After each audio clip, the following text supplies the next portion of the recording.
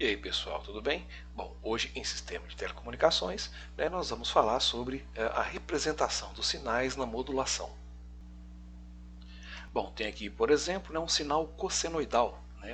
Ah, Dentro do argumento aqui do cosseno, nós podemos também substituir a variável ômega por 2πf, e a variável f também se relaciona com o período, com 1 sobre t.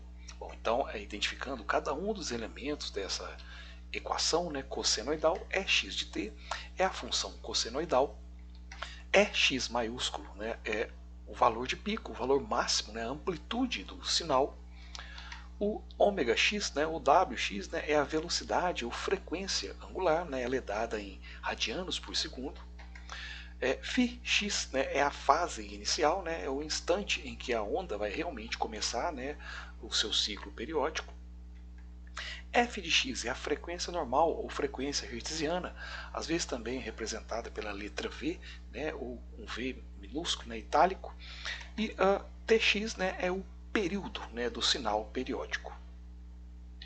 Bom, então geralmente nós utilizamos esse tipo de representação, onde nós podemos simplesmente substituir aqui a identificação, o subíndice dos elementos. Então x é utilizado para um sinal genérico qualquer, a letra O minúscula a gente vai utilizar aqui como o sinal do transportador, o sinal da nossa portadora, e a letra M minúscula será a representação do sinal modulador, do nosso sinal da informação.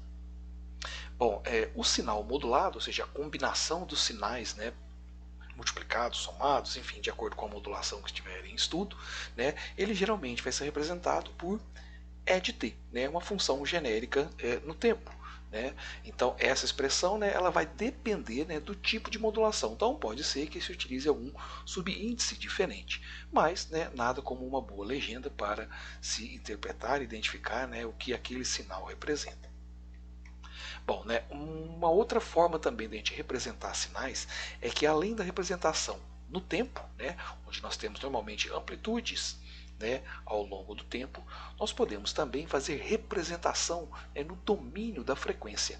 Dessa forma nós podemos decompor o sinal em diversas frequências, e cada uma dessas frequências será representada ao longo do eixo x em função do seu valor de amplitude ou de fase. Então, de modo geral, na representação de frequência, o eixo x, que era o eixo do tempo no gráfico, esse daqui seria um eixo tradicional, vários sinais ao longo do tempo, e se você pegar e decompor esse sinal em vários sinais, você consegue obter então uma medida no domínio da frequência, onde cada pulso irá representar o estado, a amplitude ou a fase de determinada frequência do sinal. Bom, então, de modo geral, nós podemos representar a amplitude, mas também podemos representar a fase, o deslocamento que cada uma dessas frequências, na decomposição do sinal, representa. Então, aqui nós temos mais um exemplo, onde nós temos a amplitude no eixo y e a frequência no eixo x. E aqui nós temos o sinal equivalente, que é o sinal combinado, o sinal 1 com o sinal 2, dá esse sinal resultante, e decomposto, ele representa então duas frequências. Vamos analisar alguns exemplos em que nós podemos, dado uma equação, fazer o gráfico, dado o gráfico, fazer a equação, e dado o espectro, o domínio da frequência, a gente decompor, podendo recompor, na verdade, o sinal, tanto no domínio do tempo com relação à sua amplitude, e também a equação, que esse exemplo aqui eu tenho um sinal cossenoidal, que começa aqui no pico em 10 e tem o seu ciclo periódico. Então a primeira informação que eu tiro aqui do meu gráfico é o valor de pico igual a 10. Bom, para representarmos a sua expressão, precisamos calcular o ômega, e o ômega está relacionado com a frequência, que está relacionada com o período. Se observarmos aqui no sinal, do ponto 6 até o ponto 8, nós temos aí o intervalo de 6 a 14, 8. E como o eixo está em microsegundos, então o período desse sinal é de 8 microsegundos. Então a frequência, que é o inverso do período, 1 sobre 8 micro, dá 125 kHz. Com esse valor, nós podemos calcular o valor de ômega, né, e com isso, né, substituir na equação. Então vai ficar 10 ponto cosseno, né, 10 vezes cosseno, 25 π vezes 10 a quarta. É interessante observar que normalmente a gente não utiliza o valor de π, né, o 3,14. A gente deixa a equação em função de π. E a fase? A fase nesse caso é zero. É zero por quê? O sinal senoidal ele começa no ponto zero com o valor zero. Um sinal cossenoidal ele começa com a sua amplitude máxima no ponto zero. Bom, agora vamos então analisar um segundo exemplo. Agora neste exemplo, né, eu tenho a equação, né, e eu quero então desenhar os gráficos, né? Então eu tenho que identificar, né, cada um dos meus elementos. No caso aqui o π sobre 2 é a fase inicial, 10 a quinta é a frequência f e 5 é o valor da amplitude. Então com esses parâmetros, né, nós podemos chegar aqui ao nosso gráfico, né, onde, né, a amplitude 5, né, e o período, né, está dado aqui pelo inverso de 10 a quinta. Né? Também aqui o tempo está em microsegundos. Interessante observar agora o deslocamento do pico inicial. Observe que agora nós temos uma fase de π sobre 2, sendo que cada ciclo, né, tem o valor de π, então metade do ciclo é π sobre 2. E mais interessante observar também que na equação o sinal é positivo. Então você poderia pensar, então ele deveria estar aqui à direita. Mas não, o sinal positivo indica que ele começou antecipadamente do ponto zero, né, em π sobre 2. Por isso o gráfico começa, né, o pico dele antes do ponto zero. Bom, nós podemos também representar aqui no espectro, né, na frequência. Então, para isso, vamos precisar da frequência f e da amplitude. Nesse caso, nós teremos então o espectro de amplitude, né, com 2π e a frequência 10 a quinta com a amplitude 5. Bom, podemos também, né, representar agora, né, no espectro de fase. Né? Nesse caso, nós temos a fase π sobre 2, né, e a frequência 10 a quinta. Né? Então, no nosso gráfico, né, no eixo x, nós temos a frequência 2πf e o valor aqui da fase, né, de π sobre 2.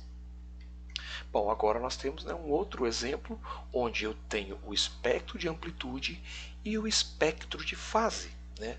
Então, desses parâmetros aqui eu consigo tirar, né, os dados para montar a minha equação e com certeza também o meu gráfico. Né? Então 8 é a amplitude, 2π 1, né, então a frequência f aqui nesse caso é igual a 1, e o deslocamento, né, a fase inicial é π sobre 4. Né? Com isso, então, o nosso gráfico, né, fica com amplitude de 8 a menos 8, e o pico, né, que não é mais no ponto zero, é um pico deslocado de π sobre 4. Né? Então um ciclo, né, um semiciclo é π, então a metade, né, é π sobre 2, né, e a metade da metade π sobre 4. Então agora o pico do cosseno ocorre, né, 1/4, né, de meio ciclo. Bom, e também, né, então a equação final fica por, né, 8, que é a amplitude, vezes cosseno de 2π 1, né, que é a frequência, mais π sobre 4. Vamos falar também, né, de outros sinais. Né? Não só de sinal senoidal, né, vive o mundo. Além dos sinais senoidais, né, nós temos também, né, sinais squares, sinais de onda quadrada. Sinais também triângulo, né, sinais de onda triangular. Né, e sawtooth, né, que são ondas de dente de serra. Bom, muito importante, né, frisar aqui que dente de serra, né, e onda quadrada, né, ou clock, né, ou trem de pulsos, são ondas que na verdade, né, são didáticas, na verdade elas não existem. Bom, mas como assim elas não existem? Né? Se são utilizadas, né, na modulação, na eletrônica digital, nos sistemas, né, analógicos de modo geral. Bom, na verdade, né, o que nós não temos, né, é essa alteração, né, de um ponto para outro, né, no mesmo instante de tempo. Isso não configura uma função, então nós não podemos representar dessa forma matematicamente essa função.